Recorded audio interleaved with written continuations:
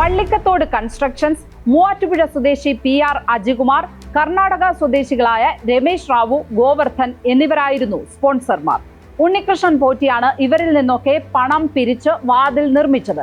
എത്ര രൂപ ആകെ പിരിച്ചെന്നോ എത്ര ചെലവായെന്നോ കൃത്യമായ കണക്ക് എങ്ങും ഹാജരാക്കിയിട്ടില്ല.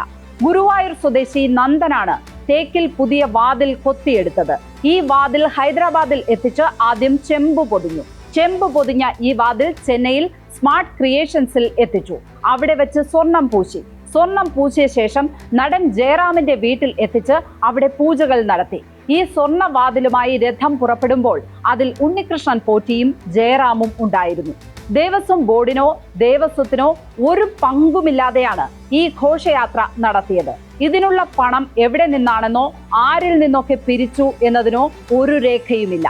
ഈ വാതിലിന് ശേഷമാണ് ഏറ്റവും ദുരൂഹമായ ദ്വാരപാലക ശില്പങ്ങളുടെ പണി നടക്കുന്നത്.